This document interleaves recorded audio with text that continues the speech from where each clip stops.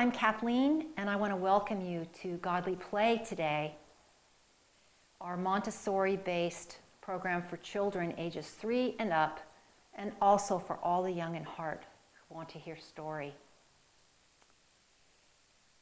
Godly Play is a program that we offer after the children leave the sanctuary and come to the door where they're greeted by the teacher to enter this sacred space. No matter what teacher is here leading the circle on any Sunday, we always start the same way. The Lord be with you. We come one by one to find our place and get ready to hear what's in the story for us today. And always, one of the people at the circle is invited to go help us learn where we are in the calendar of the church year. So we try to take turns, but today, of course, I'll have to do it myself. As we go to the great circle and look at where we are in the great green and growing Sundays of the ordinary time.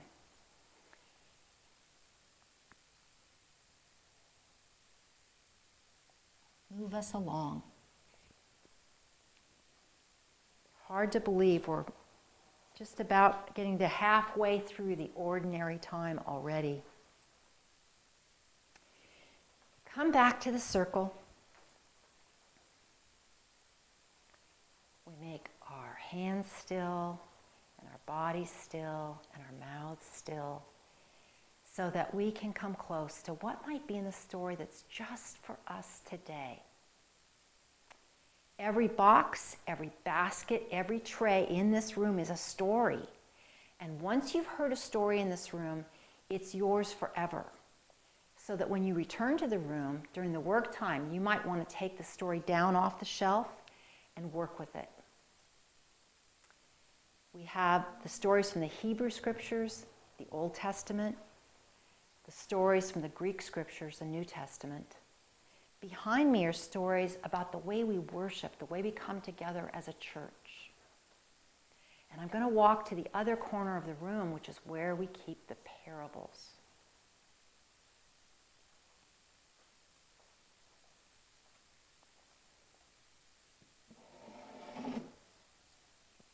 You can always tell by the colored dot on the parable box what's inside once you've heard the story.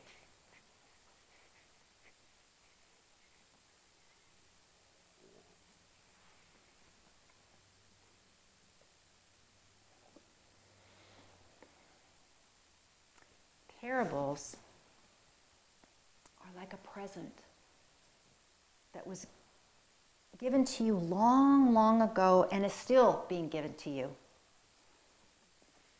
Present to be unwrapped. They look old to remind us that these are gifts given to us 2,000 years ago.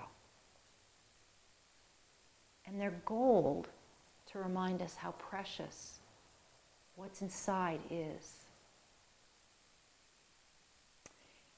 Parables have a lid. It's almost like a door. We always have to be ready to go inside any story. But parables are almost like a butterfly where we really need to be still and ready to come close to what it is that parable means for us. So let's see how we can get ready to come close to what's in the parable today.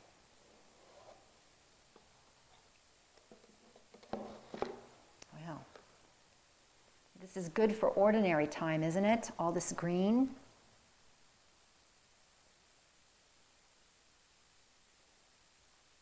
Yes, perfect for ordinary time.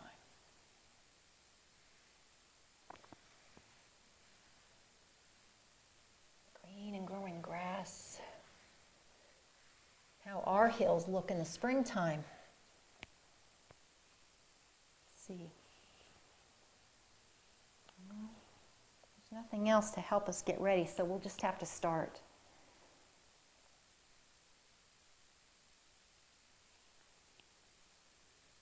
Once there was someone who said such wonderful things and did such amazing things that people followed him. They wanted to hear him teach.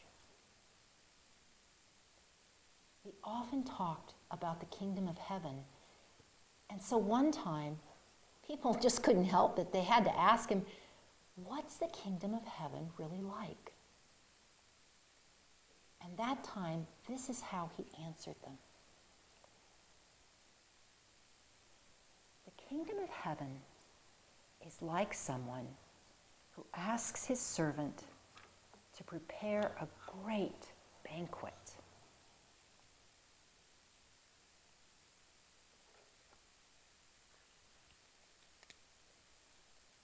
To set the table for the guests.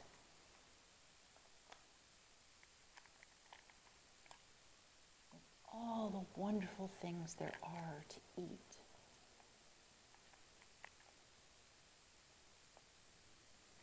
And to drink.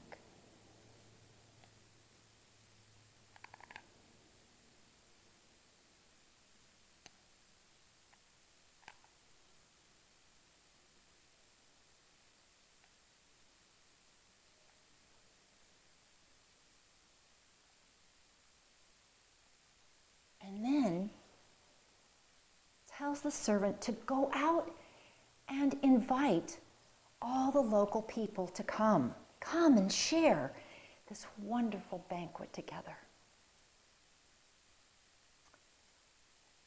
But the first person that the servant met said, "Oh, I'm so sorry. I just bought a yoke of oxen. I have to go train them, and I can't come to the banquet. I'm sorry." The next person that the servant asked said, "Oh, I'm sorry. I have to plow my field. I have work to do. I can't come." Still the servant went to seek people to come.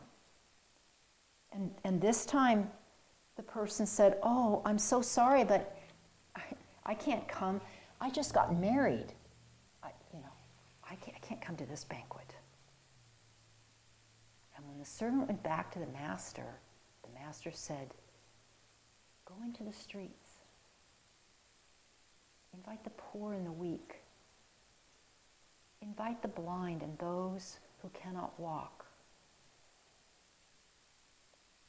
And when the servant went out, people came to the table.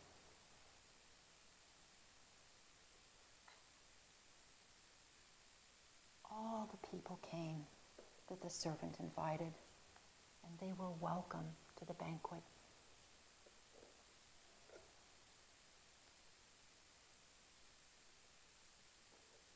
But still, there was still room at the table, and so the master said, go further. Go out into the city. Invite everyone to come to the table and fill it.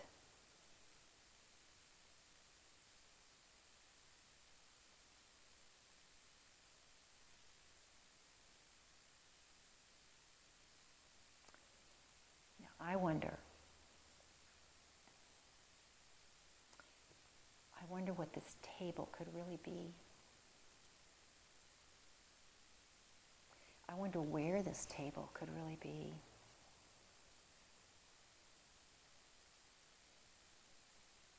I wonder where you might be in the story.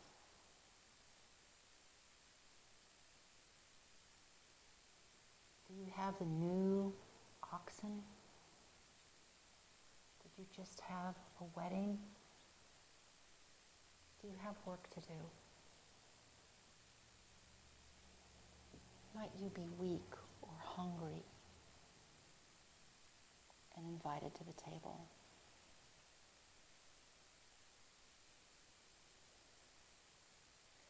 I wonder who the master could really be.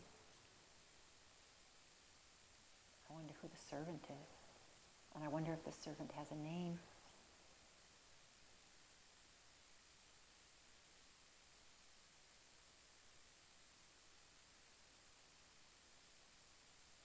wonder if you would like to make this story your own.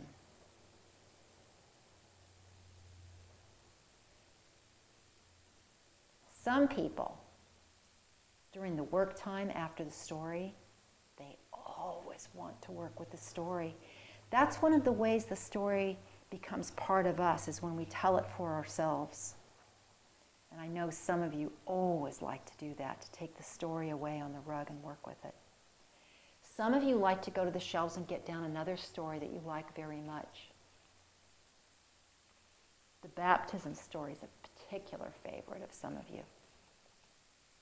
And others like to go to the art shelves and get art materials or craft materials and fashion something of your own, whether it's a picture or a sculpture of clay or Play-Doh. Some of you may want to make your own table. It's how we make that story our own. So if you'd like to do that today, or perhaps to read more about this story, I invite you to do that. That's a good work time.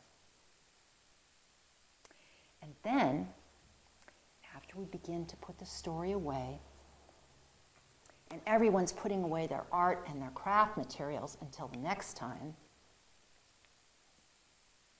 then it's time for us to get ready to come back to the circle to have our own feast. Not quite this banquet, perhaps, with all that food that we see on the table here. But before we have our feast, we always gather together and have a time for each person to pray.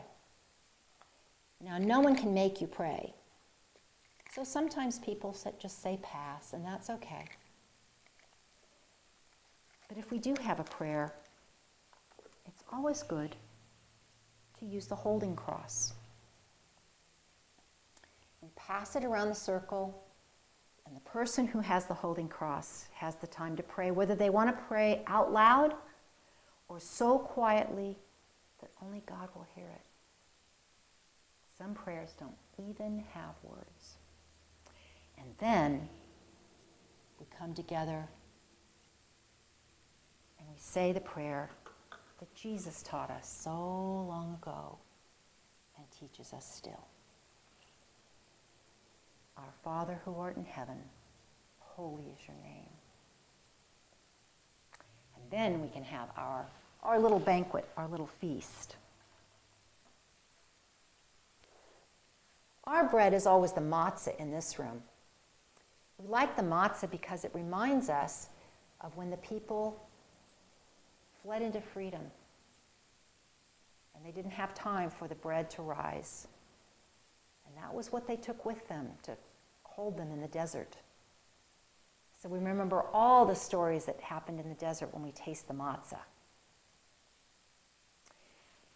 We have the bread because we know that Jesus, when he met with his friends for the last time in the upper room, blessed the bread before he broke it and said to take and eat this. Eat all of it. And remember me. It was confusing because he was right there. They didn't know what he meant. Later they would understand. And then he took the cup. Some people use juice, but we use water. The water that is part of all water of creation, the water of the great flood, the water of the Exodus, the water of baptism. We know that Jesus blessed the cup at that Last Supper. And he said, take and drink all of this. And when you come together in my name and have this feast, this banquet, I will be with you, even to the end of the age. So if you have a little bread and a little cup, I hope you'll enjoy that. And until we come together again, may the Lord bless you and keep you always.